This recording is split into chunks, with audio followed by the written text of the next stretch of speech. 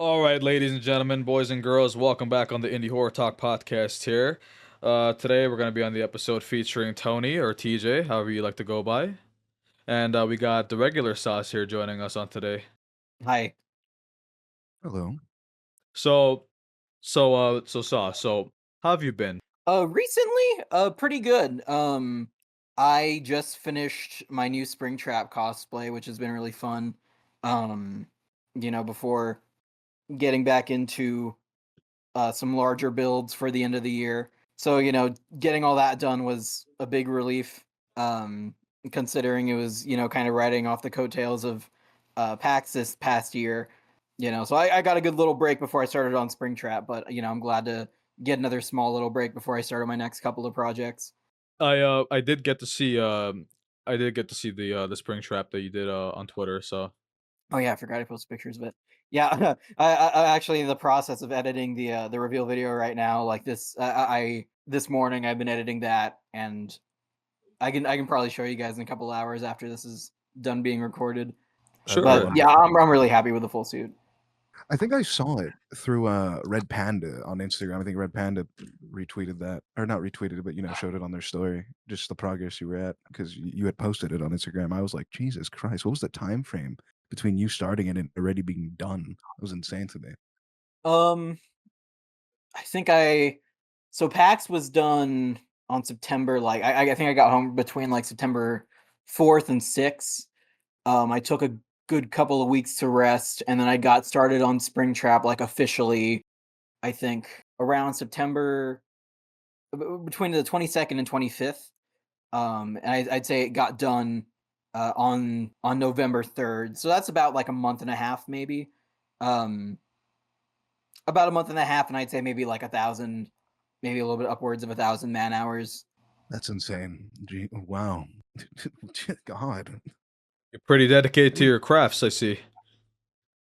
I mean, it's a hobby, but also at this point, it's become my career. So I've definitely I've learned to kind of really when I want to, I can really get into the work. Yeah.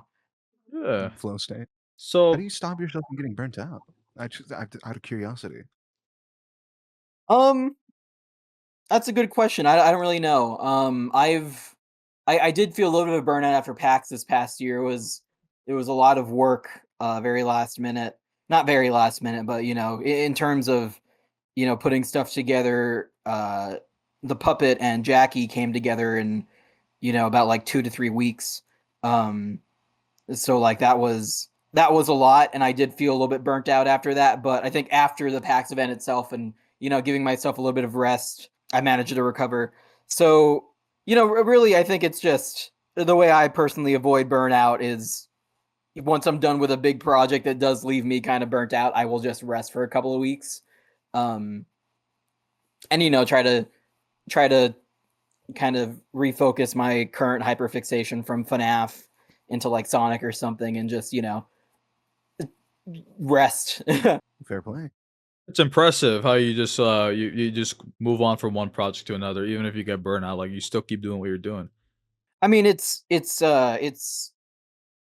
the name of the game, I guess, in this industry. You got to make stuff to put food on the table. So it's my job, and I've been learning how to separate work from my personal life, and I think that's also been a big factor in allowing me to kind of just consistently go from project to project. Hmm. Yeah, no, so yeah, because like you gotta keep the audience busy. You gotta keep like giving them updates. It's like when you're playing a game, like devs gotta keep updating their games. You gotta keep giving them something. Yeah, I will say I have kind of I haven't been as active as I would have liked to been. I'm trying to get back into it with Springtrap and stuff, and Mhm. the next couple of builds. But with my first year and a half at Steelwool, it was just getting into the work completely. And for the first 3 months I was working at Steelwool, I kept it secret. So like I really couldn't talk about much at all for like that almost entire first year. So I'm trying to get back into it now, but that is definitely like, you know, the name of the game and trying to keep up with the audience and stuff. But also, you know, I try to make sure that that isn't always at the top of my mind, because I think if it was, I'd go nuts.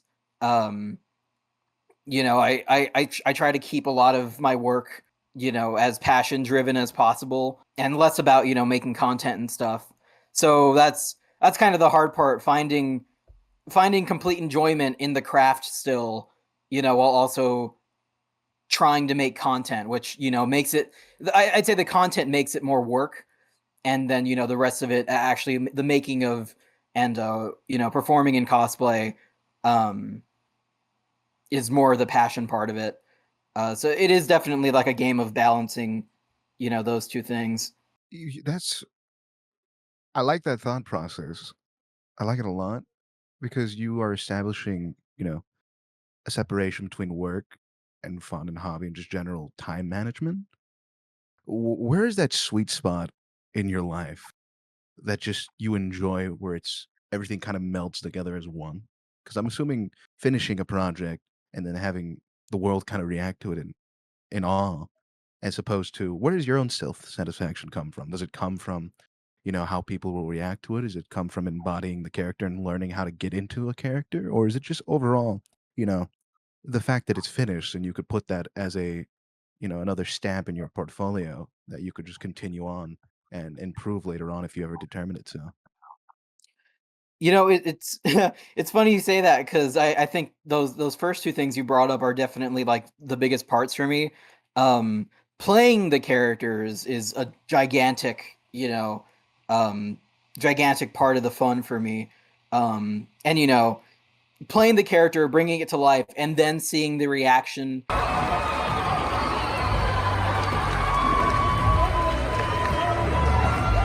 you know, to the people seeing the character is, you know, my biggest thing. I don't want people to just see it as a cosplay. You know, I really want it to feel like just the character come to life. I mean, I think that's why I really wanted to rebuild Springtrap, because Springtrap has been one of the characters where like I've I've really enjoyed playing Springtrap when I built him a couple of years ago, and I always have. I built my first one back in like 2019, and that was really fun to kind of figure the character out then. And you know, it's been what, 5 years of just kind of learning, you know, from costume to costume, and I'm very happy to be doing Springtrap again for that reason. And people also love Springtrap. Like Springtrap is one of my favorite characters in FNAF. Um, and you know, a lot of people love that character, so it means a lot to me to be able to, you know, manifest that character into real life, you know, in a form that's recognizable, you know, in our world. And I do think that's where a lot of my satisfaction from each build comes from. Um, but also I really enjoy the process of actually building, you know, the process of building the things. For that year where I was just kind of silent working at Steelwool, I was really just into, you know, kind of laying low and doing stuff secretly for a while. And you know, I'm still doing that, you know, with Steelwool stuff, but now I'm kind of balancing between content creation and doing this stuff officially. I've got like, I think right now I have 5 projects for 5 different clients all going on at the same time. Um, some of the ones haven't like started building, you know, some of them are just concept work. So it is, I think now I've especially kind of found a good sweet spot between like, you know, really finding the enjoyment in the production of the stuff in secret, and you know, just kind of savoring that process, and then also being able to, you know, make content from the builds I'm doing currently, um and you know, doing that, you know, as I please. Wow, you gave me a really profound answer. I It's appreciate that. yeah, it's a it's an interesting, you know, it's an interesting question. I do tend to talk a lot. I apologize. No, No, no, no, no, no it's worries. perfect. Yeah. I mean, it's wonderful because you're in the wonderful situation of being an engineer and an artist, which, sometimes for some reason those are separate professions altogether, but you meld it so well. W- And I love the fact that in your post you can actually tell that you have an itch that you're scratching every time you find a new solution for a new cosplay. because watching the evolution chart of your cosplays of where they started and where they're at and probably where they're gonna be in a couple of years, it's kind of insane, and it's kind of I don't know how your brain processes the change that drastically happens between projects. Because I don't know how you go about learning these new skills, whether it's from your peers and compatriots that you learn a specific trick that you never thought of and you implement it, to overall how it just goes about you just chilling from not doing any project and kind of just thinking out of nowhere. I've just come to mind that could happen at any time, like, oh, wait, I can do this. Again, I think you the questions you're asking are very in depth, and I think you've kind of I'd say you understand, at least somewhat where my brain kind of works on that because yeah, it is, it is a combination of those two things where it is, I'll go to work somewhere or help on a project and learn some stuff there and then, a lot of it is also just kind of screwing around with stuff and figuring out like, oh, will this mechanism work? Will that work? Specifically with like the with my new Springtrap, I took a lot of inspiration from like a little bit from the Yellow Rabbit from the first movie, and like specifically in the details of the eyelids and the ears being solid material, and then the kind of fleece, and then also the burning around the edges, like the Yellow Rabbit has in the first movie. It is just kind of melding together stuff I see, and also just playing around with new methods to build stuff. I think next I really want to do a I've been wanting to do Bowser for years, Bowser from the Mario movie, or Smash Bros. I mean, his Smash Bros. Design is also really good. Um, and Metal Sonic, I think Metal Sonic might be something I do next year, um, because that one would be super fun. I've had this idea for like a turning one of those like small box fans into the turbine in his chest. So it is a lot of just kind of being creative with material application as well, and kind of looking around and finding out like if you can just take something apart opposed to completely designing something from scratch. And it is a combination between those two things a lot. Oh, I never thought of that because I keep forgetting you didn't just start off with, FNAF cosplays. It makes me realize how that's going to translate to other styles of characters. Bowser is an interesting concept. I never even thought of that because most of the times, whenever I think of cosplays along that line, I think of Universal or Disney for how they revolutionized that area for costume design. Yeah, So and it's well, it's sorry to cut you off. oh, no worries. Um, it it's funny you say that because that is a big reason I got into doing animatronics in my suits because like, Disney's out here putting, animatronic guys and very simple features in their costumes. And, when when I first got into cosplay, I was like, they're doing that. That can't be that hard to do if it's, possible.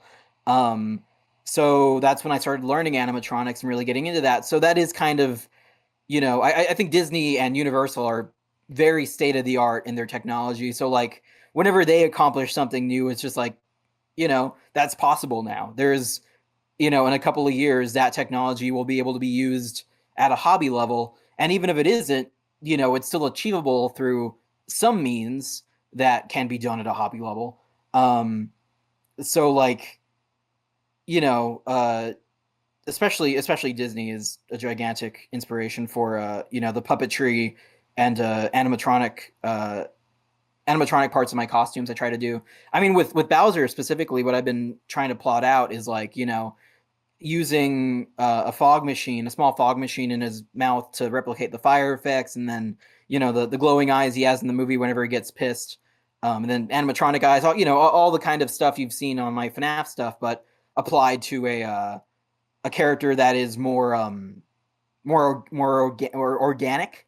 Um, and then with Metal Sonic, same deal where it is another robot character, but he's a lot more sleek compared to FNAF characters. But I still think that's pretty close to like Glamrock Freddy or Roxy or something in terms of like material.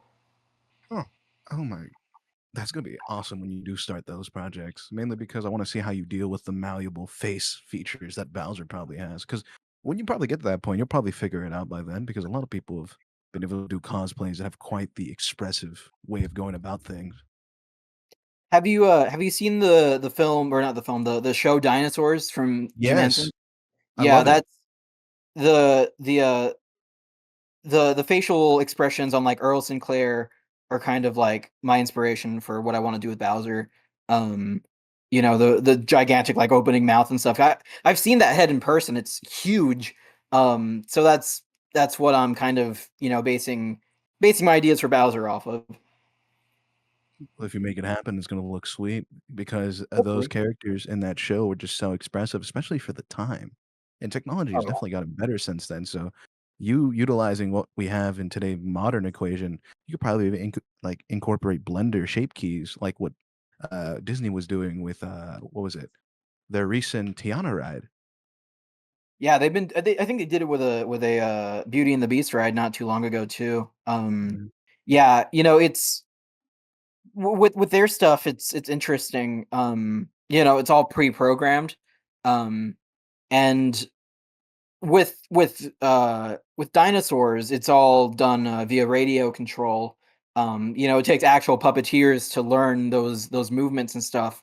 Um, but I've leaned more into that aspect myself now, where it is all live puppeteerable. With our builds for packs, all the characters, Roxy, Classic Freddy, and Glamrock Freddy, have puppeteers around the booth that are just kind of hidden.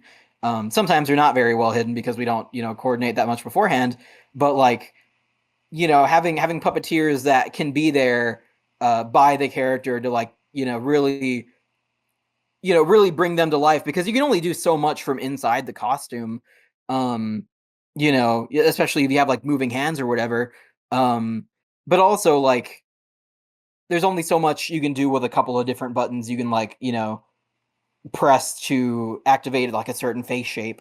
Um, and that's why I really enjoy like live puppeteering with radio control stuff. Um, like all my recent characters for both Steel and Springtrap and stuff, those have all been like live puppeteerable suits. Which is wonderful. We always live a live performance. Let me just cut myself off and switch over to, Raul. Hey, thank you, TJ. So yeah, no, thank you so much for sharing all of this with us. By the way, Sauce. Yeah, of course, I like talking. Yeah, yeah, no, and that's why you're here, right? Um, so like, what inspired you to get into cosplaying, and what made you decide on like the characters you wanted to bring to life, and how did you do it? So when I was a wee boy, when I was like fucking 8 years old, sorry, I don't know if I'm allowed to cuss. when I was like when I was like 8 years old, my dad took me to a local Comic Con out in San Antonio, Texas. Um, and the prospect of dressing up as a character I really liked. I want to dress up as Luigi really bad. I loved Halloween. I loved dressing up as Luigi for a reason I couldn't really figure out at the time. I mean, now I figured it out. It's just that I really enjoy playing the character and kind of embodying that character for a bit. I mean, it's basically just role playing, but in real life, but with these crazy suits. Um, and I found a lot of enjoyment in that. So I dressed up as Luigi for this convention. We went to a local thrift store, and I managed to find an old I think it was a Hoover vacuum. It was a vacuum that looked almost practically identical to Luigi's Poltergust 3000 from Luigi's Mansion 1. So I spray painted it myself. Put duct tape around it, glued, cut off the back of one of my old backpacks, and duct taped it to the back of it. And I made Luigi's Poltergust. And I took that to me with the Luigi suit I had. I just bought like a Spirit Halloween or something the Halloween previously. Um, and we went, and it was a lot to kind of for people to be like, "Oh my God, Luigi," and people to really not address me by just my name or anything, but seeing me as Luigi as a character, and I had a lot of fun just acting like Luigi too as a 9-year-old. Uh, so I think that's kind of like the canon event that led me down this path. Um, and I'd kind of say that was the main thing, and then from there was getting into other things, I once FNAF came out, that was kind of a game changer for me because I was like, I want to make suits like that. Um, and I had some friends in the furry community, and they were amazing and taught me kind of the basics, and I went from there. But yeah, that's kind of, I think that's a good answer for how I kind of started. And this is when you were at a very young age too, yeah? Yeah, around 8 or 9 8 or 9, was when the wow. Luigi event happened. That's crazy, man, and look at you now. That's weird. S I'm pretty fast especially there. look at you now. You you essentially just picked a character select screen on Brawl, got Luigi, and said, "You know what? My whole personality is gonna be just making characters come to life." How that g Ain't that crazy, right? Yeah, Oh, it's awesome. It's literally a dream come true, and getting to work in the industry now, especially, is amazing. I mean, working in doing this stuff in industry is a lot different than doing it in hobby. But it is, it's still fun nonetheless. oh, definitely, and I think I could speak for us all here saying that a lot of film definitely impacted a lot of our decisions in life. For me, it was Jurassic Park, the original one. Just everything in that movie blew me away, and it Oh kinda yeah. set me on a path of, like, appreciating film and appreciating just the fact that we as humans can just create things with the fingertips and with, like, group effort.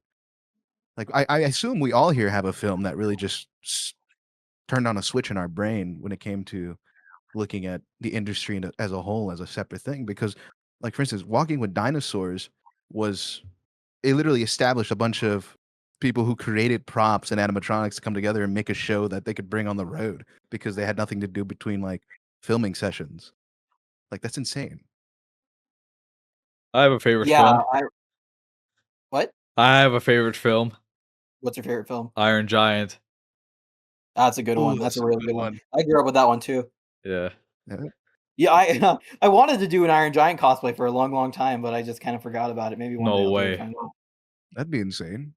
Like a little Huh. speaker inside saying Superman over and over. Yo, I If love I it literally just comes down to, money. Like if I have the money to do it, I'm going to do it. I just, right now with the current state of, the industry and everything, it's been hard to juggle, doing passion projects like that and then doing official projects, and then it's like, okay, do I do something that, is gonna like kind of help me and do well online, so I can hopefully make some of the build budget back, um, and then make something I really want to make. I mean, that's kind of what I'm doing with Springtrap right now. I mean, Springtrap is obviously one of my favorite characters of all time, but I'm hoping if Springtrap does well, then I'd be able to do Shadow the Hedgehog next, and I'm in the pre-production phases of that build, so that'll be fun. Hopefully, Really? Yeah, hopefully it does go well because like you said, I noticed that you bring up a good point. There are things that will do well online and then there's things that are obviously for hobby, but you're still very passionate about, which I could see where you juggle that. But I could also see why you're so passionate about making sure things do well so you can pursue, you know, what you actually want to do just for yourself. Not I know every cosplay is for yourself and it's intended to be something you enjoy. But, it also makes me realize that it comes down to the same thing. It was a hobby, but now it's something you're actively gaining from. But at the same time, you still wanna find that enjoyment of just doing something different, which I believe everybody in an artistic field wants to do. And a lot of them oh are yeah. hindered and hunkered down because, of what the current state of, like you said, the industry is. So I feel like what you're trying to accomplish and at the age you're doing it I definitely believe you'll have a lot of room, especially when you get older, to kinda just go wild with it, especially if you play your cards right and you poke at specific things that I believe you'll just soar and become, you know, very much a staple in that industry. Hopefully, yeah, I'd like to find success. So I mean, right now it is just kind of like, you know, living from project to project. Um, so it is. And I moved on my own. I've been living uh in Vegas for the past year, with my partner out here, and like, having to become an adult has definitely, like, yeah, I think it's impacted the rate that I'm able to make stuff. So right now I'm trying to kind of get back into it and seeing where what it takes to still be able to make passion projects and like stuff I really enjoy, over just having to go completely into industry work to like, keep myself afloat. So again, we'll see. If Springtrap does well, then everything's gonna go well and everything's gonna be fine. But we'll see. I'm really happy with the build, so hopefully everybody likes it. Bet you they will. Bet you it's gonna, exceed your expectations in terms of the response people will get for it. Hey, I love it. What for on I've seen, I've loved it. It's just insane how you're able to just make it look like it just hopped out of the game. I feel like that's been a great progress to see. Let me also cut myself off again because I need to. I also like to talk a lot, as you can tell. So it's kind of like we're gonna be stuck in a loop of just No, you no, and me no, no talking. worries. But a good question that Safar wrote up that I really need to ask was what has been the most challenging costume you've created, and what was the obstacles you did encounter during that process? And overall, if you were to go back at it with your new skill set that you have, how much would that just amplify it from it being a problem to it now being a super easy solution? I have two answers to that. I have one from a long time ago, and then I have a recent one. Which one do you want to hear first, or Old which one. either or?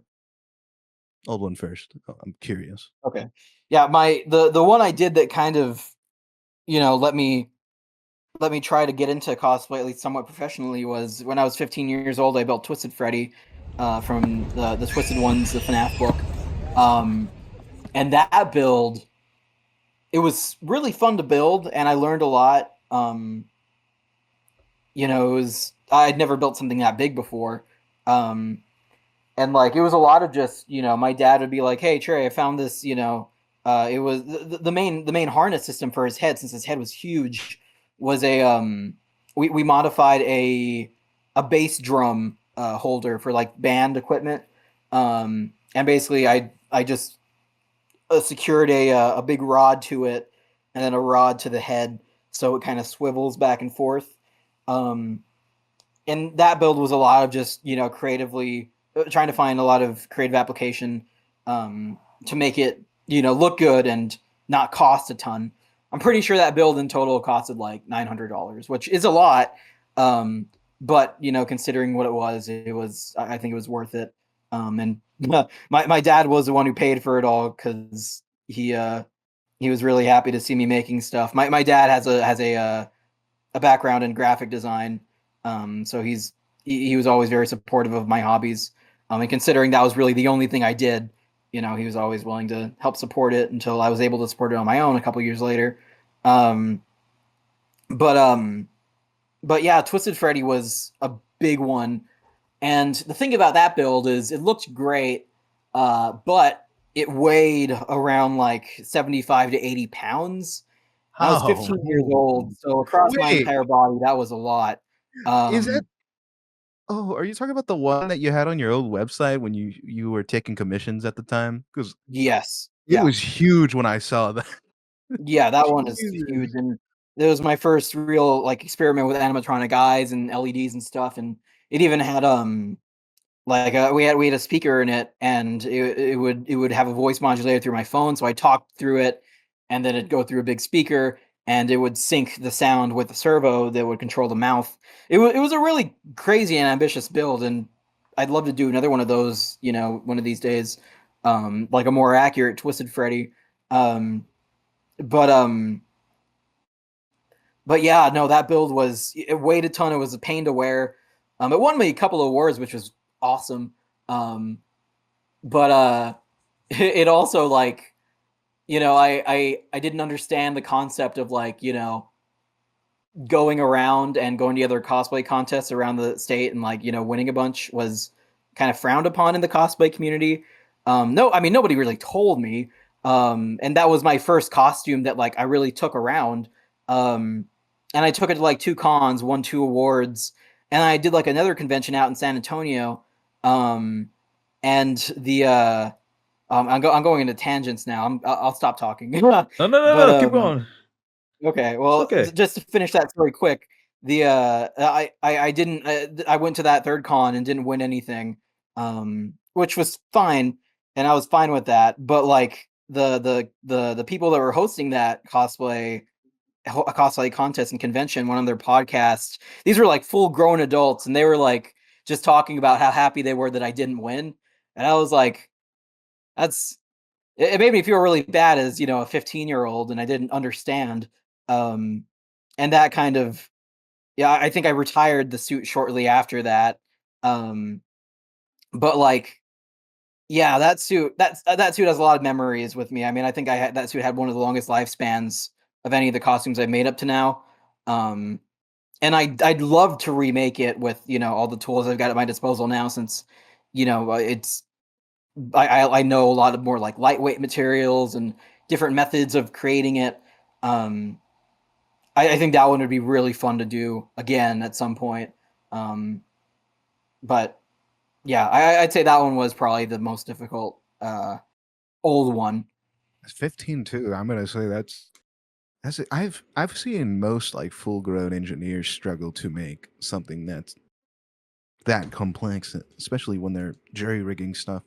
So it's insane that you were doing it at 15. Now that just makes me wonder, what was the newest one that you struggled with that you were about to bring up? Because it perplexes me. Yeah, I also want to know.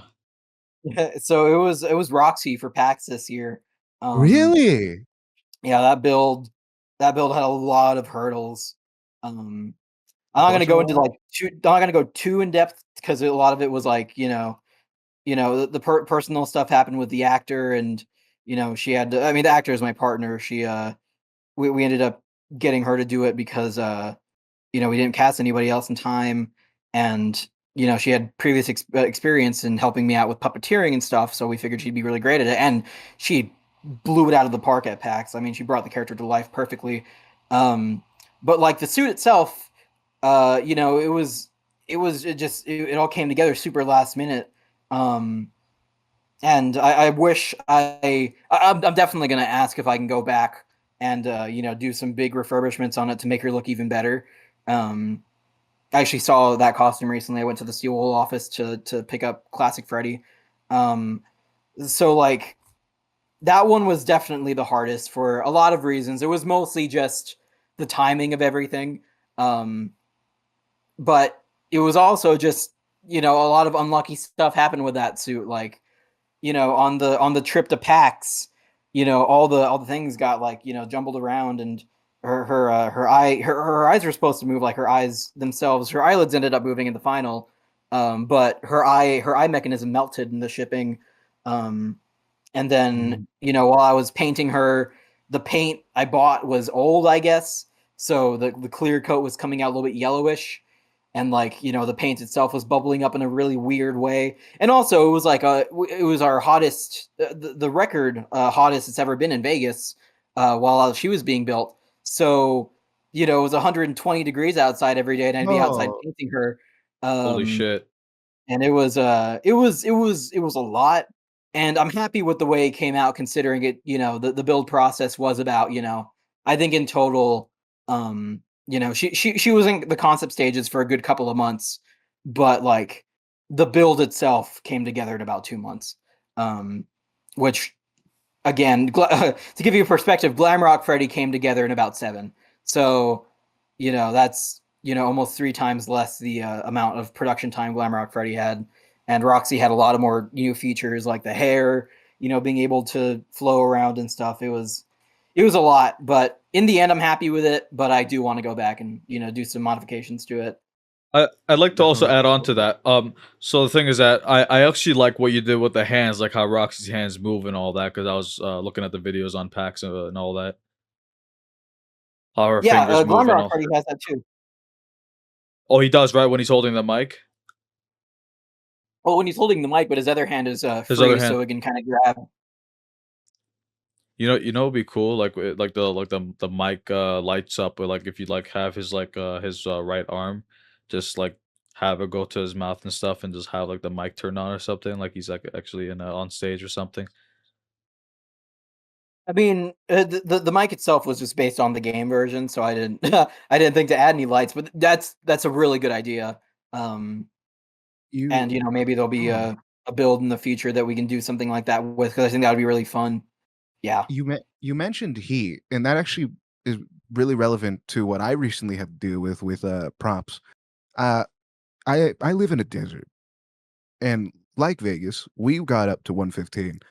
A lot Oh of yeah. adhesives and a lot just in general, wiring and everything, there's a lot of problems when heat starts to get a little too much, especially for cosplays, depending on the material you're using, especially Oh for yeah. fiberglass stuff that I usually have to deal with. It was oh my god, the circuitry and everything was so screwed, even with small amount of copper or silver.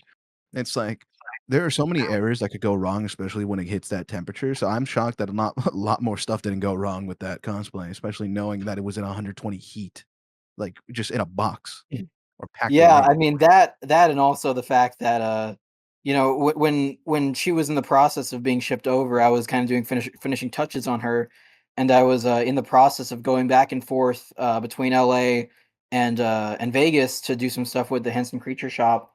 Um and during one of my weeks over there, I guess the weekend before I left, I forgot to turn on the AC in the house. So when we got back, the house was 110 degrees. So that meant that in the nighttime. So that meant that the house got the inside of the house where everything was got up to like 100, 115, 120. Um, and luckily, we had no damage then. But the damage did happen, so at some point between PAX and her leaving my workshop. Um, so, but yeah, no, dude, the heat's been nuts. Yeah. I'm glad it's getting colder out here in Vegas now. Insulation is key, especially if you're shipping cosplays across very hot environments. I it's crazy. Heat resistant appliances, especially for cosplay, is something I feel like people really need to look into a lot more, especially since heat is drastically becoming worse each year. Oh yeah. Yeah. Alrighty, Safar. Yo. Let's hear what you got to say, my brother. All right. Like out of all the cosplays that you've done, like with all the ones that you've made over time, which character do you enjoy the most of cosplaying? Probably Springtrap. Um, I really like doing that the whole zombie thing. Um, but the way I play Springtrap is it's like there's it's not he's not completely a zombie. There's still semblance of human thought and human function in there, but there's also the fact that every movement he make is pain it makes is painful. Um, so portraying that through the costume is always really fun. I think on video it especially comes out really really freaky looking. Um, I wish I could do an Afton voice, but I can't for the life of me. Um, the most I do is just mumbles and groans, and I think it works. I'm a fan of when the horror antagonist in Five Nights stay silent. I think it kind of adds to the horror of it. So I'm that's kind of my approach with doing Springtrap, and he's 100% my favorite. The concept of a Frankenstein creature stuck in a suit is very much just very iconic in itself. Like, look at what FNAF's at right now, currently in the modern age. It's like the fact that it jumped in such drastic popularity, and then you have a character like that that's so iconic that a kid could point at its silhouette and be like, "That's Springtrap." That's insane. Like, think Oh about where yeah. we all came from when that game first came out. It was just like, oh, we were all talking about it at lunch table, theorizing like theories with our friends, and now it's like, well, now it's sitting among with the giants like Jason Voorhees, Leatherface, Ghostface, like all these iconic horror icons. It's kind of insane how far it's come, and you're getting to embody those characters on a unofficial and official scale. So, must be a mind boggle, right? I mean, I love doing it unofficially. Like I have just as much fun doing it officially. But getting to play and make like official mascot costumes for FNAF is literally a dream come true. And it's I'm a huge fan of creature acting and stuff. So whenever I get the opportunity to, I'm always a big fan of doing that. Hmm. Have you ever considered working with voice actors for pre-recorded lines for suits? Because I have. I think oh, Well, Funny you say that. Kellen and I sometimes, whenever we'll break out Glamrock Freddy at the same con, he'll do live voice acting with the suit, and I have a speaker in the thing that'll just project his voice. So he'll kind of just fade off into the background and let Freddy talk, but it'll be him talking live. But Vanessa, I am a material girl. And Kelly and I do that. I'm really hoping we can do it with Classic Freddy eventually, considering that's like he voices him in Funko Fusion. But I know that's that character technically still doesn't really have official talking voice. So I can hope one day that Kel will be able to voice Classic Freddy, so we can do that together. But we'll see. I mean, Kellen's been hitting it off recently, especially with him doing a voice role in Planet of the Apes. That was insane. Oh, dude, he's Kellen's I think my favorite voice actor of all time. He was already my favorite before I became friends with him, and now that we're friends, it's a little bit awkward because it is like I'm a big fan of him, but also he's a cool dude. Yeah, you had the Markiplier and Ethan moment where you became friends with somebody that you looked up to. That's insane. Exactly. Because it's insane that he's a voice actor, but he's literally just one of the homies if you look at him in retrospect. Well, that's the thing. Everybody's just a guy. Like everybody's just a person. And I think it's funny too. Kellen's a person that kind of taught me that when I was still young. Like Kellen and I had a moment where. Am I allowed to tell a funny story about Kellen and I? Yeah. Really up to you, unless he's in here with burning ears. Yeah. So, I think back shortly after Sister Location came out, or a little bit after Sister Location came out, Kellen had a YouTube channel and didn't really post much on it, and I didn't know that wasn't him. And he posted a picture of his dog walking his dog, and I commented on my account, and I was like, "You're not Kellen. Delete this account. Stop lying that you're not Kellen." And he responds, and he's like, "I'm Kellen." And I was like, "Prove it." And he's like, "Okay, what's your Twitter?" And then I give him my Twitter, and I get a DM from him that same day, and he's like, "Hey man, I'm real." And I was like, "Oh my god, I'm so sorry." And I was like, "Dude, you're so cool." And he was like, "I'm just a dude, man." He was the guy that kind of like, I think he taught me really good, understanding that even people that work in the industry are still normal people you can just talk to, and I think holding people to super high, like kind of unreachable standards is it's scary, for everybody, for people that are in the industry, especially.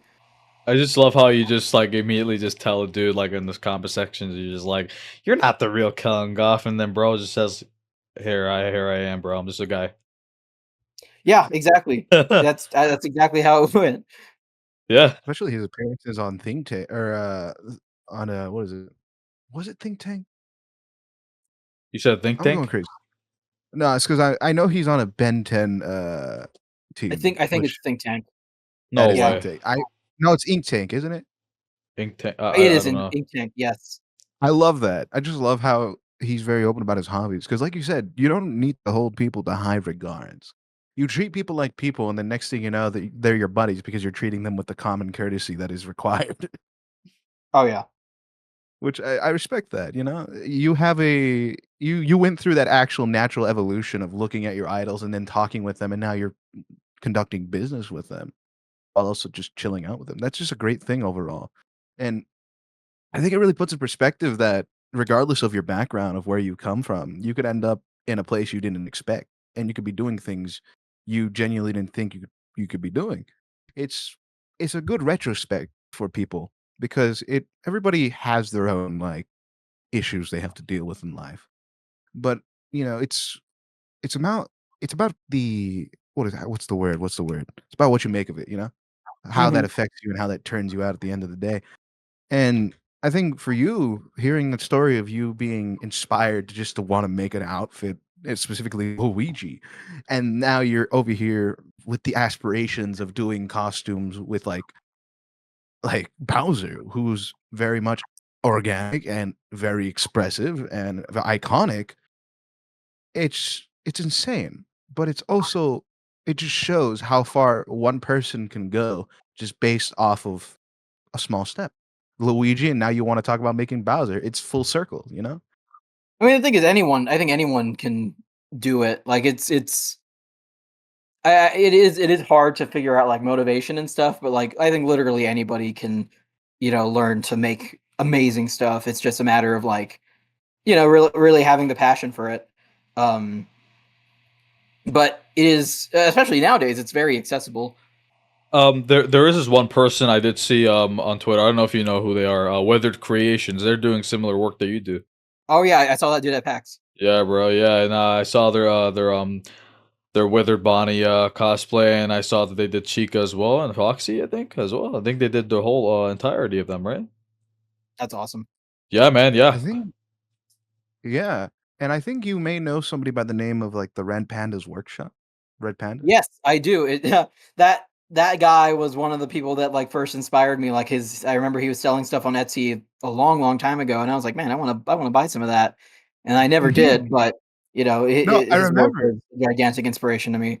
they were talking about you when I was conducting business with them because I couldn't get in contact with you because I wanted to work with you at one point, but I had to take a step back and talk to them. But they mentioned you, and I was like, it shows how very close knit the cosplay community is because everybody talked to somebody at one point, and everybody just kind of branches off to their own thing. But it's interesting how you go up to them, and now you're among everybody else, just casually making these things out of essentially materials that you could come by. It's Oh yeah. just it's so fun, seeing connections and seeing the branch timeline of where everybody was at certain points. There was a question that never got answered earlier, and I think that's mainly because we were just talking a lot, and it was back to the film industry, specifically what inspired you in terms of films, because there is a pipeline in our child brain of stuff we absolutely will watch on repeat no matter what, even as an adult, to how we look at it now as adults, like in retrospect, the message and just overall the film. Honestly, What? movies weren't something I was interested in. Hmm. Like that wasn't what sparked my interest. It was just I honestly think Luigi's Mansion 1 was the one that was like that game was what really made me think like, wow, I want that. I want that vacuum. Yeah, okay, well I guess Ghostbusters a little bit. The original Ghostbusters kind of helped with that, but I only saw Ghostbusters after I was into Luigi's Mansion. So video games mainly, and specifically Luigi's Mansion. Yeah. I think that's like my favorite video game series of all time. I remember early day YouTube. That was like all that was posted next to Amnesia and like horror let's plays. I Yeah, I think guess it was Smosh pretty did a lot popular. of that. It was. I think Smosh did a playthrough with like the Luigi's Mansion like mini game that was available for. I forgot what it was. I think it was on the Wii. Or the It Wii was. U. I know they had a Luigi's Mansion Wii U mini game for that weird game it had to like the starter game. Well, I was gonna ask you both. So since we're on the topic of Nintendo as well, so what are y'all's favorite Nintendo character? I don't know. Hmm. I mean, I For feel like at simple least a answer couple. is Luigi. I'm between Luigi, Bowser, and Falful from Bowser's Inside Story, or Falful, yeah, Falful from Bowser's Inside Story. That one's, I think, that iteration's my favorite version of that character. What about you, I think Tony? for me it's. I think for me it's Funky Kong. He's That's a good just such choice. a vibe. He's such a vibe. You can't tell me otherwise. He's just chill. He looks like the type of guy you could just sit with and have a conversation with, and he'll just happen to know how to fix your car. Yeah, he would actually. I feel like that's a really good description for him. He's funky, bro. What can I say? He's a funky monkey, man. I love him. It's just great. What can I say? Oh my goodness. I like Ash Ketchum. Is he a Nintendo I mean, character? I think he's considered, yeah. Oh my god, he is. Oh, I'm sorry. yeah, he is I'm technically a Nintendo, but yeah. I forget how big Pokemon is, that I forget it's still associated with Nintendo. That's just how big that community is. You forget about it sometimes. You know what's funny? Ash Ketchum is actually retired now. They retired him. Oh, they put him on the shelf? Yeah, he's no longer the protagonist. The main character Yeah, well, anymore. Yeah, they got rid of him. he preceded me for a long time, so by the time I catch up. Bro never became a Pokemon master. Well, he did, technically, if you No, I'm just saying, like, it would be so funny, like, bro, like, just doing all these journeys and just catching all this Pokemon and everything, and just just for bro Red to never, do it in one movie. like, bro, like, it's sad though. It's sad that he's not gonna be the main character no more. Yeah, well, all good things must come to an end, you know? Just be happy that it happened. Are you quoting Dr. Seuss?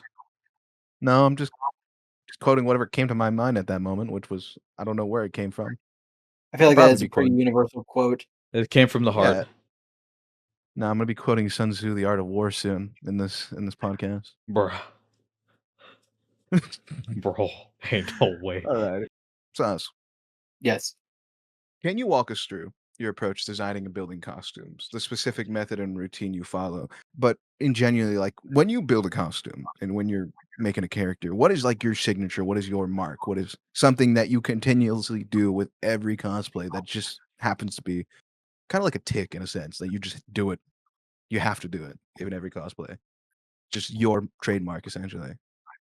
Well, I really like to try to integrate, puppeteering and animatronics and this stuff, but I don't know if I found my exact mark on, all my projects. I mean, all my Steel builds have like, a a stamp I put onto them on the inside that nobody really sees, but it's just, the regular Sauce Productions logo. Um, but like in terms of like build marks, I don't know. I haven't really with every build it's different. But like I guess no matter what the build, my approach is always like, the character needs to show through before anything else, and like, people just maybe after looking at it for a second they realize it's a cosplay, but I always want it to just be they see the character first and foremost, and it is just that character, in our universe.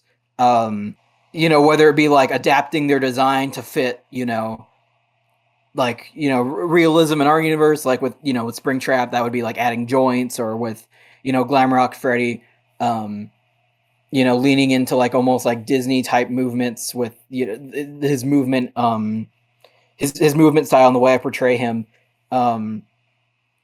It's stuff like that where it's just figuring out how to what I can do to really make it feel like a part of our world, and no matter what the build is, that's something that stays universal, at the beginning of the process and through the end of the process when the character needs to actually perform. As for the actual build, literally that is just it. Like it's just I'll be like, I want to build this character. For example, let's say if I was approaching Metal Sonic, I'd want to make sure that he looks exactly like the game. And it would my first thing would be to do that. Would it be a puppet, like a 3-foot tall puppet, or would it be a full cosplay? Because if it was a full cosplay, it wouldn't be scale, but it would look good. And then like looking at design stuff, it's like, how do I make the limbs look thin enough, at least like illusion wise, to still read as Metal Sonic? I think I've come to the conclusion recently, especially that if I do a character like Metal Sonic, it's going to be a puppet because I want it to look exactly like that.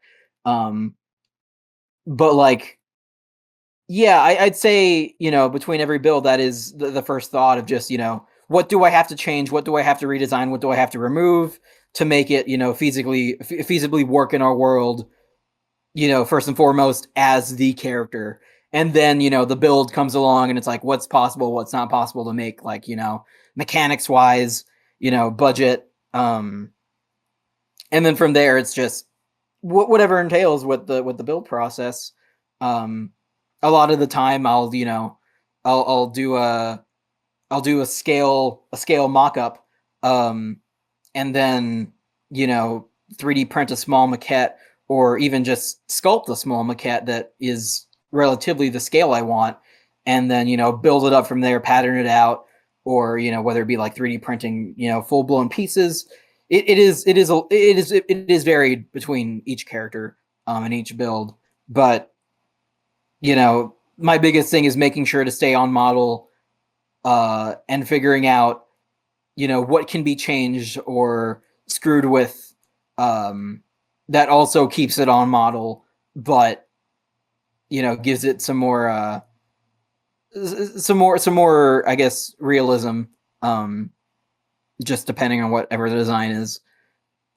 So like with the way how you build your cosplays and stuff, so like it's not only just like accuracy. If I'm mistaken, correct me.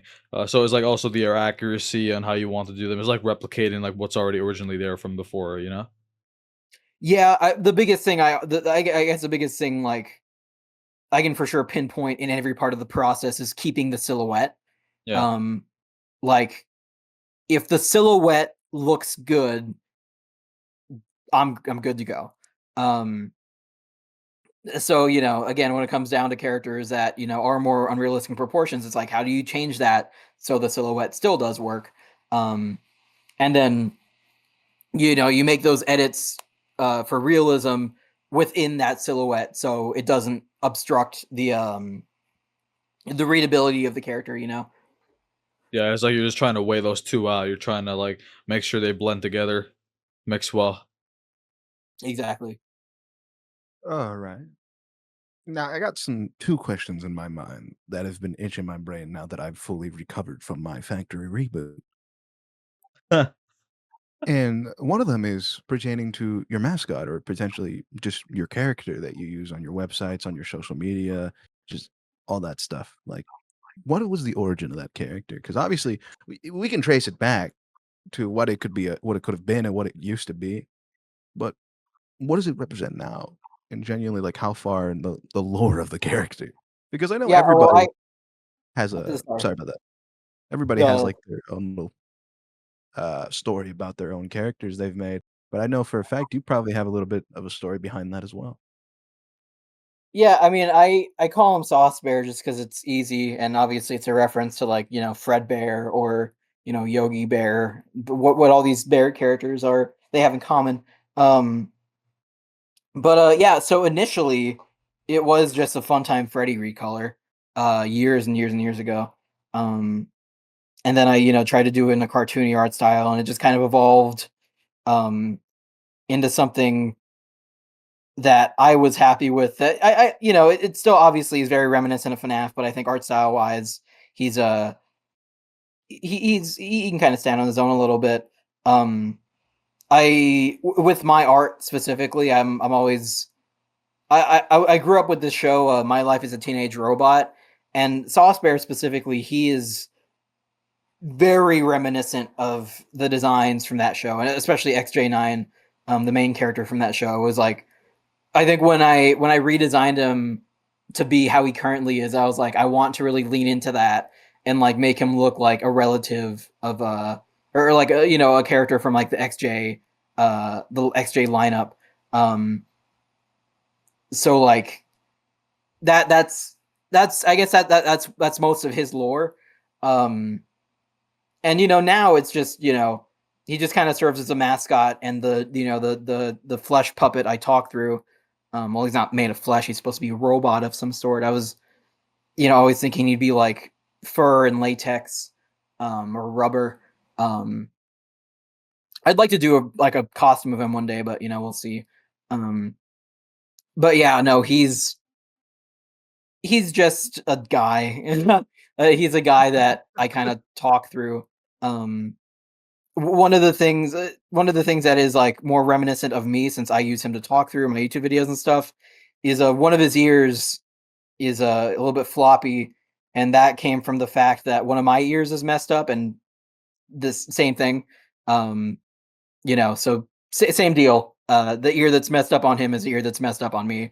So just small stuff like that to make him not he's not supposed to be like a persona or anything, but he is a reflection of me in some degree. Essentially, a Yeah. funhouse mirror in a sense. Yeah, basically. It's like I respect that. oh, sorry for cutting you off, TJ. No worries.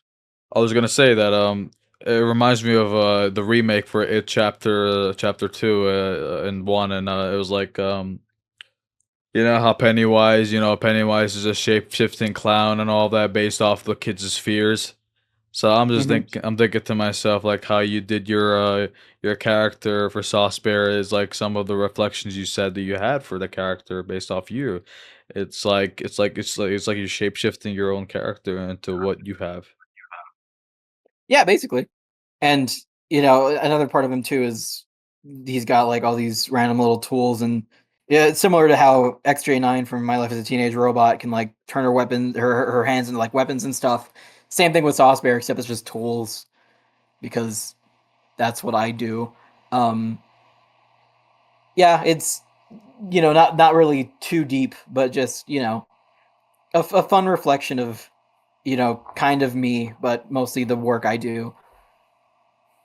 It's wonderful. Everybody has a outlet and especially something to represent them in life. And it's good that you have something that people could recognize you by immediately just by looking at the character. Which it also segues to just general creation from me. It segues into this.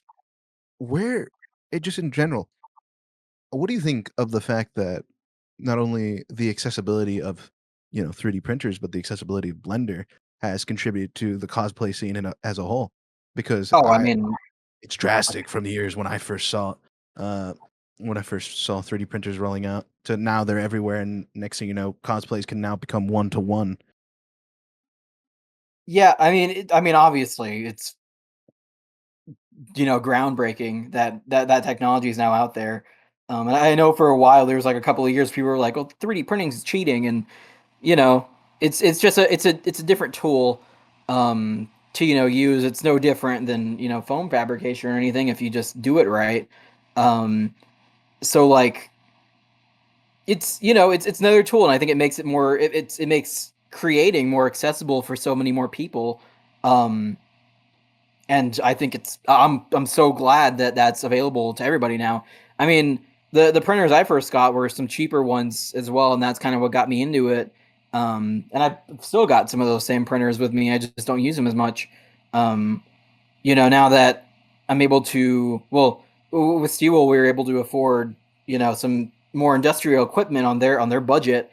So, working from kind of like top of the line stuff now has been especially amazing. But the fact that those printers too are basically widely available to the public, um, I think it's a great thing, and I'm really glad that more people are feeling able to make stuff because this tech is now available. And I mean, same goes with Blender. I mean, Blender is not only for cosplay, but for the medium of animation and just sculpting and modeling. Um, Obviously revolutionary, and I use Blender myself. That's like my go-to platform between ZBrush and CAD. Um, so like, yeah, no, I it's definitely allowed me and many others to experiment and get better at the craft. Without much monetary resources. Oh yeah, it really helps with production costs as well. I forgot about that. Just how easy some of the filaments are in terms of pricing if you just want to have a mock-up without having a full-blown fiberglass shell. That's crazy. Wait a minute, I Oh forgot yeah. about that. The money-wise aspect of it is actually pretty cool that you brought that up. I didn't think about that. Huh. Yeah, it's just made everything so much more accessible. It's awesome to get to do stuff, in this era, especially. I mean, back in 2015 when I started getting into FNAF cosplay, they're just making FNAF stuff, trying to make FNAF stuff. I never would have pictured that, like, now it's so easy to make something that looks so great.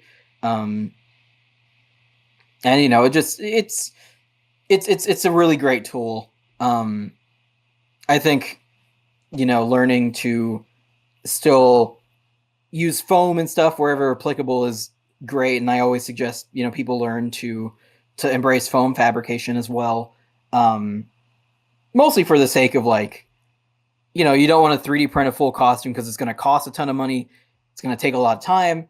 and it's going to be extremely uncomfortable, and you're not going to want to wear it for more than like 15 minutes at a time, and you won't be able to move.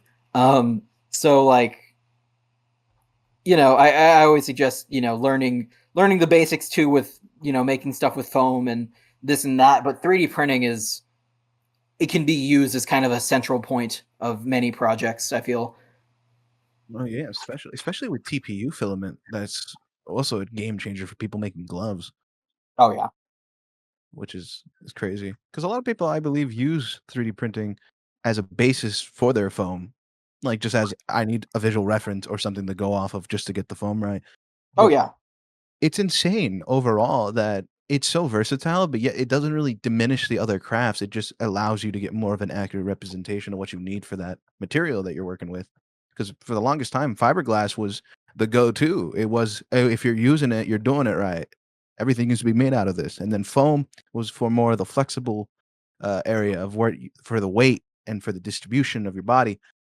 And it's now you have different filaments and materials being made for 3D printing that is essentially doing the same thing. And obviously, the cost will always be a big factor to take into when you're doing a cosplay. If you have the budget to do it, absolutely do it. It's about the devil in the details, especially for cosplay.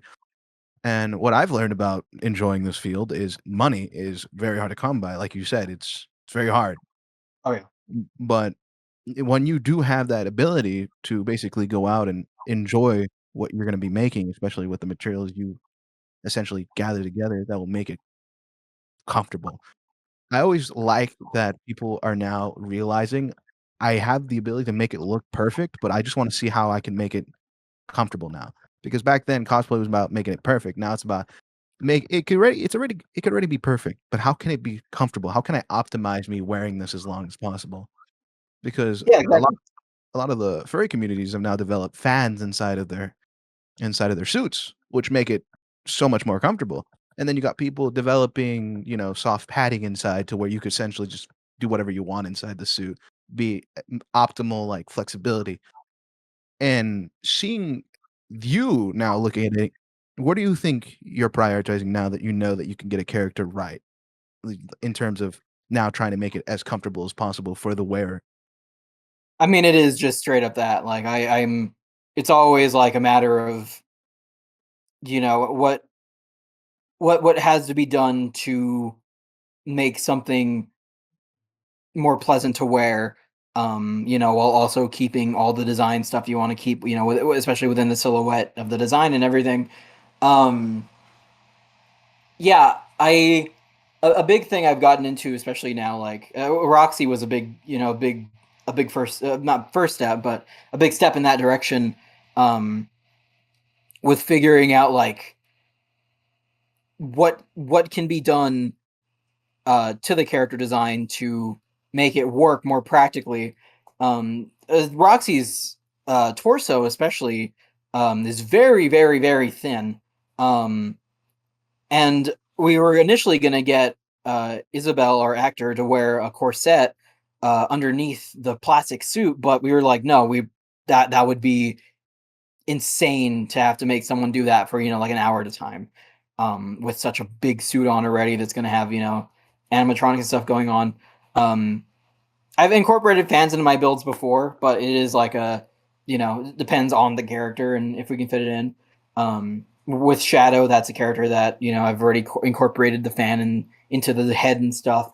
But like, yeah, with Roxy, the what we had to do is we had to kind of enlarge in the chest and pelvis a little bit and make her proportions a little bit more, similar to an average, human woman. Only because her game design is, impossibly thin, and I didn't want to have to, make anybody wear a corset to have to play this character. Yeah, poor ribs. Ow. Yeah, so what we ended up doing was, it was a lot of just kind of playing with the proportions of the other parts around the belly, and then making the belly kind of flare out at the bottom and top, and squeeze in a little bit at the middle to look right. And I think we achieved that very well. I'm very happy with the design we ended up going with for her. I think you ended up making the fandom even more happy because it just made a lot of the artists in the community just go crazy at the idea of it, Yeah, just like I mean, a slightly chubby it's Roxanne that just blew up. well, so many people love Roxanne too, so it's like, yeah, she Yeah. should. I'm very glad that people, liked the design that just had to be screwed with to make her more practical. Because yeah, it is an unrealistic body type, and while it works for the character in the game, they are very unrealistic character designs, and that's fun. That's their design, but kind of having to adapt it a little bit, differently into a practical suit was very, very fun. It was really fun to see. I wish I was there personally to witness it. I just haven't been able to get out and go to cons recently because more or less focusing on stuff I need to do with work and such. Mhm. But it's great to see you being able to really bring that great side out of the community, especially with you knowing you have to make a change with a character and it's gonna affect how they look, but people genuinely being so accepting of it to the point where it's like, oh, that's how they see the character now. You have that ability and you've done that, and people love it. So I feel like it's really cool to see you make these designs and make them as close as possible and still augmenting them to where it's comfortable to wear and people just not even thinking twice about it because it's like this character just looks so perfect. I don't care that it looks like that because realistically, how else are you gonna wear it? You're doing a Oh great yeah. job in that regard, and I feel like you need more praise in that because great job all around, man. I appreciate it. Yeah, and it's an honor to be able to build stuff, officially, and being able to make stuff that the community likes. Being a big, being a part of the community myself. It's always really cool that people enjoy my work, and I'm very glad to have the opportunity to be able to make stuff, that represents the franchise, outside of just community stuff. Well, that's good. And actually, speaking of the community stuff, I want to know, like, is there something that stays in your mind to this day, like any you know interaction that you've had with a fan or somebody looked up to that really stuck with you and to this day still sticks with you besides the Kellengoff situation because I know that really impacted you a little bit in terms of how you see things, but in terms of the fan side of things, is there any moment that stands out to you and sticks with you still and you think about every now and then? Well, I'm a big thing is, yeah, I see it pretty commonly now, is like, I've seen a lot of people try to replicate my old Springtrap costume, um, and that's just insane to me that people like that design enough to replicate it for themselves. Um, I've seen a couple of recent ones that are like, I know we made a couple, like, kind of build videos about it. So I guess that's where people are kind of getting the direct inspiration from. But like seeing people, anybody, like any of my stuff enough to, like draw it, or I think Jackie, building Jackie was crazy because that character is, my build is the first people have seen of that character and still have seen of that character because footage hasn't released from that game yet. Um, so like, having a thing I made be being a source of inspiration for people is very surreal. Considering I have cosplayers I look up to, and other creators in the community. I'm like, this work is amazing. I'm using this as a concept on my idea board, for a build or mood board. Whenever I'm going through a design process, because there's so many great modelers and renderers and artists out there, and other cosplayers and just everything. Um, so to be a person like that, to make stuff like that, that people like enough to use as a source of inspiration is, I think about it all the time, and it still hasn't really like sunk in how crazy that is, and I'm not really able to put into words about like how thankful I am about that, just because it's nuts. Um, it's just crazy that again, people like my work enough. Anyone likes my work enough to interact with the stuff I make, or even draw it, or use it as direct inspiration for stuff they're building. This is I really don't know. nice. It is really nice. It's comfortable. This feels nice. I'm gonna pass things over to Raul now. All right, looks like I'm taking the reins here for the rest of the episode, I guess. All right. Thanks, TJ.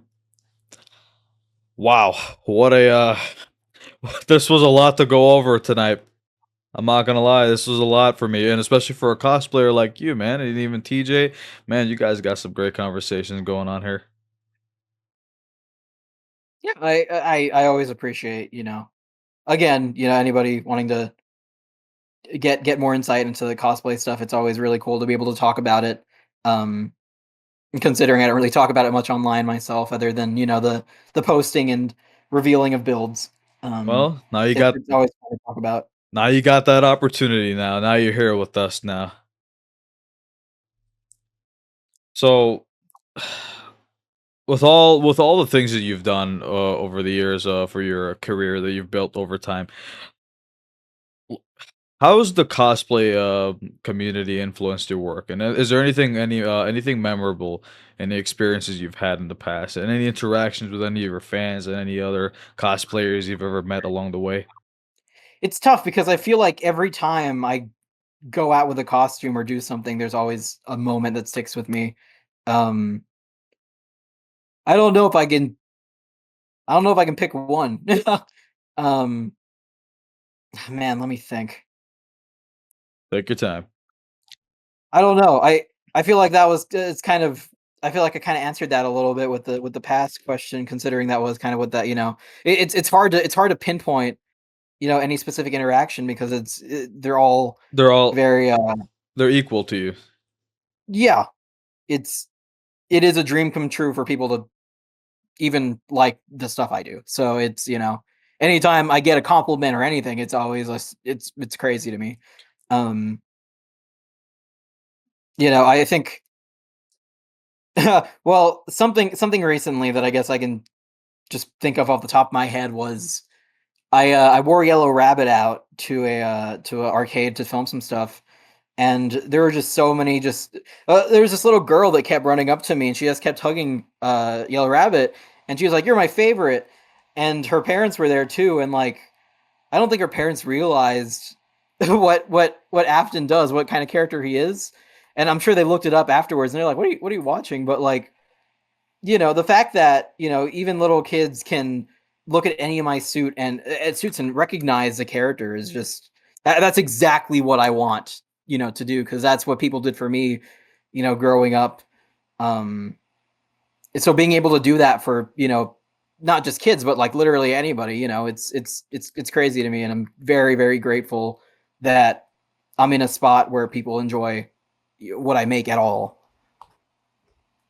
So would you say that interaction you had with that little girl, was that something that made you feel better about yourself? Did it make you feel like yeah, it's like that good feeling you had, right? Yeah, I mean, any interaction where people sees a character and reads it just as a character is something that sticks with me. There's my memory is horrible, but there's too many to try to try to pinpoint just one, because they've all Like, been so amazing. I mean, especially at PAX. So many people.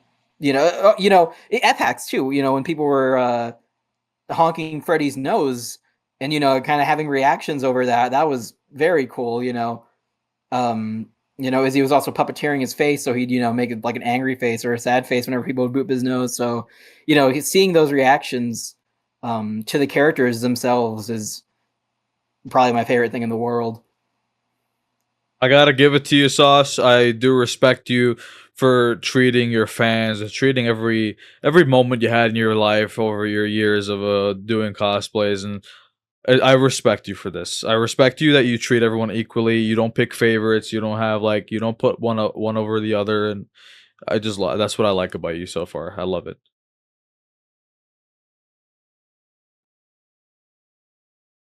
He's starstruck. He doesn't know what to say.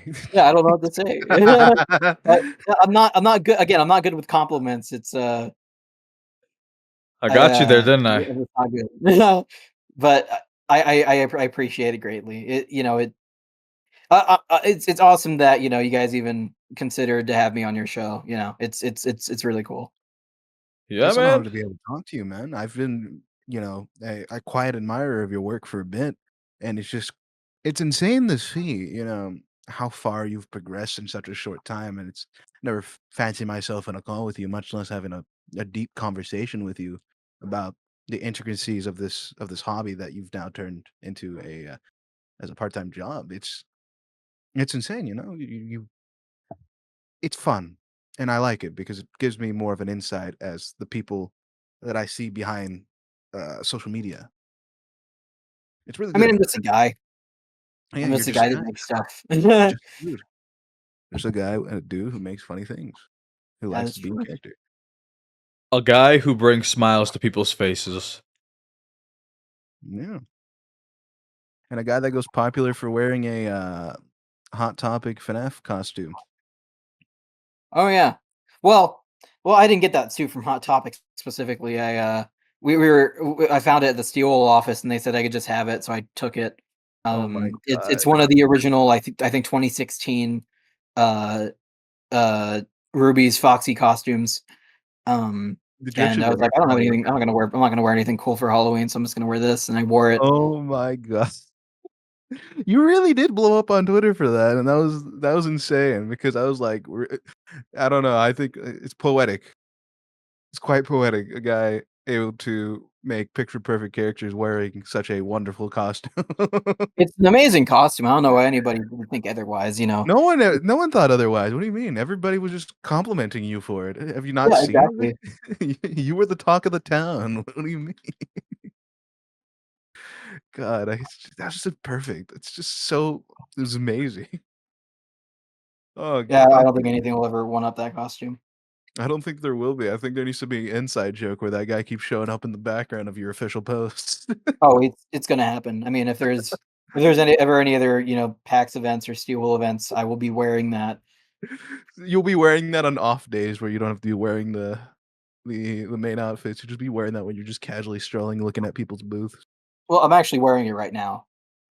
Oh, really? Yeah. Prove it, Your No, Honor. I'm good. Prove this. That's No it's like way. I'm always wearing it now. This is actually my No, constant state of it's being ever actually since I got constantly it. under my. I'm wearing it under any of my clothes. Steve didn't tell me that these were retrofitted with actual spring lots, so it's kind of stuck to me. I've been stuck in the 2016 Foxy costume for 20 days. Get me out of here. It's become part of Uh, me. you are. It's like my venom. It's your carnage, man. What do you mean? Yeah. You're messed up. You're a creature, dude. God, it's my venom.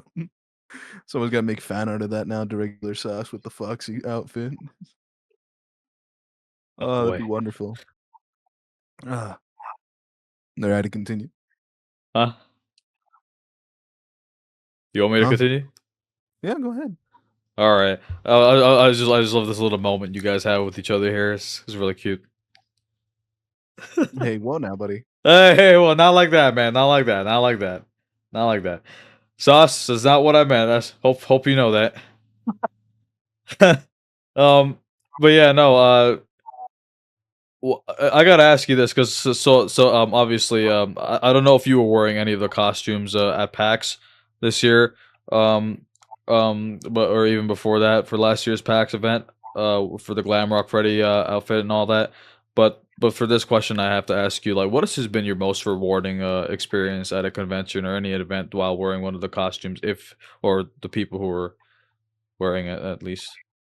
I mean, well, yeah. I play Classic Freddy. I don't think anyone else has played Classic Freddy in that costume, or Glamrock. I play both of them. Roxy was the only one that had a different actor. So yeah, during PAX, I was just going between those two costumes all day for all those 4 days. Um, and then same thing with the year previous. Um, yeah, again, it's a hard question to answer because there are just so many just small moments that happen at those conventions, especially PAX. Again, I think the whole deal of just bringing Freddy to life and people seeing it as Freddy and interacting with Freddy and being able to, be Freddy for them is just always so fun.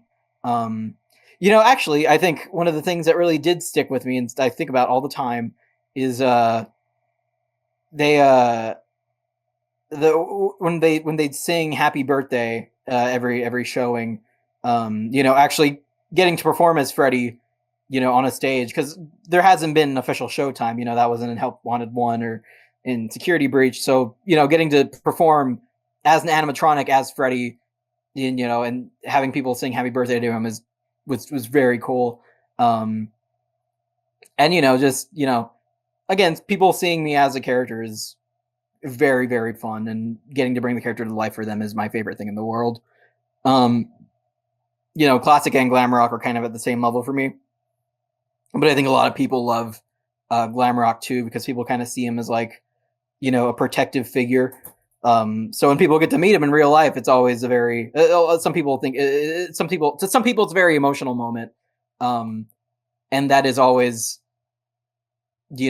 cool to get to play, for them. You get to bring the character to life for them, because that is what I've always, tried to achieve with character performances. Oh, wait, you just reminded me. We almost forgot to ask this so far.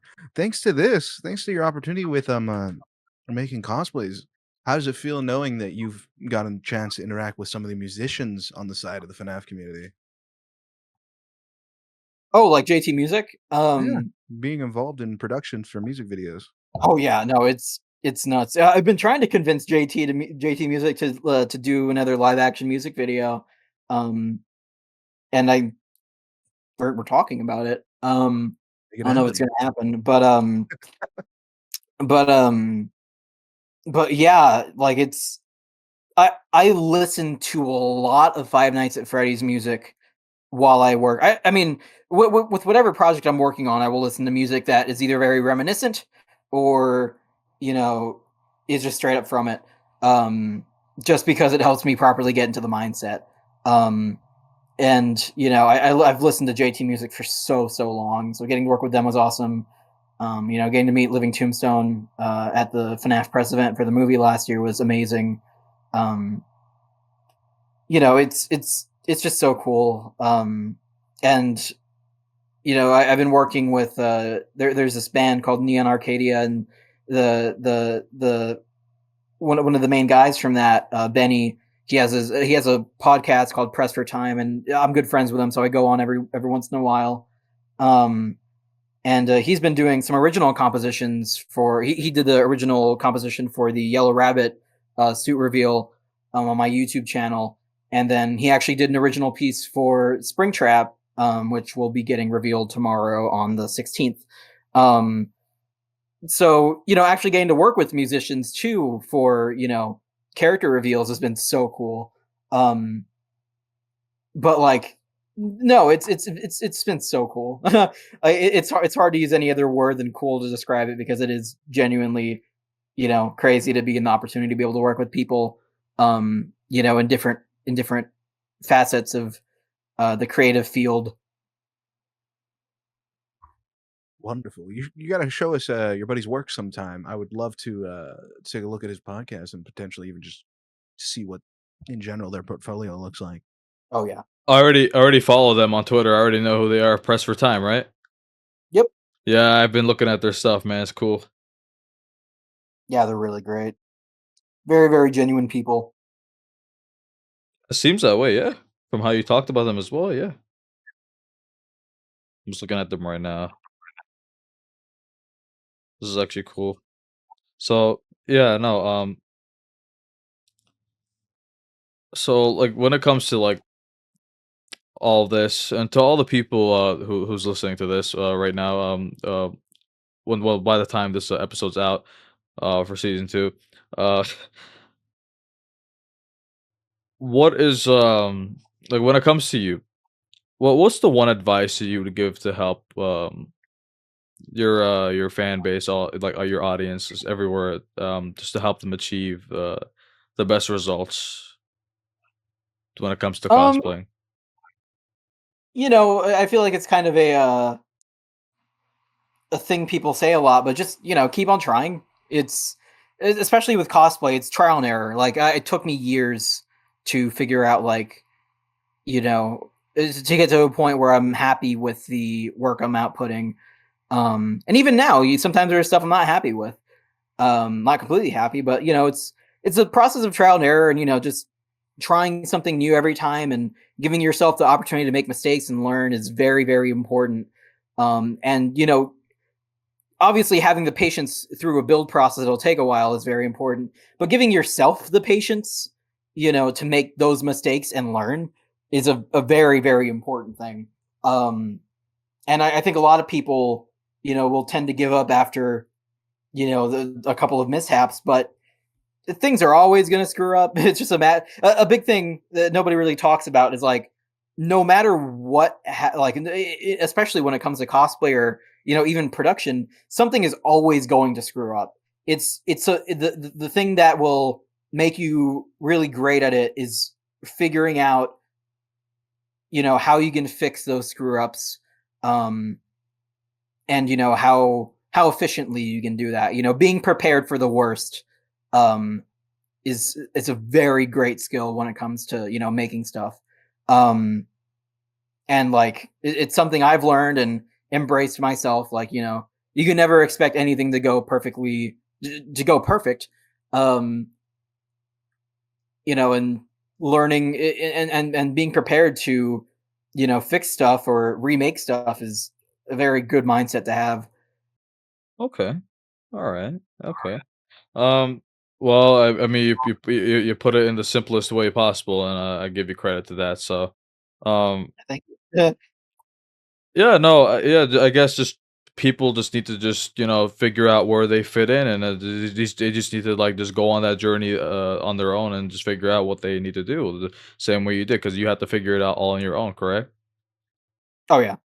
So obviously You the know, experience is not going to be the same for everyone else. It's going to be different.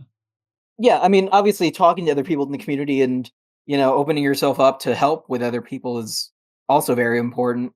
Um, but, it in the end, you're the one making stuff, so just give yourself the patience to learn from other people around you and,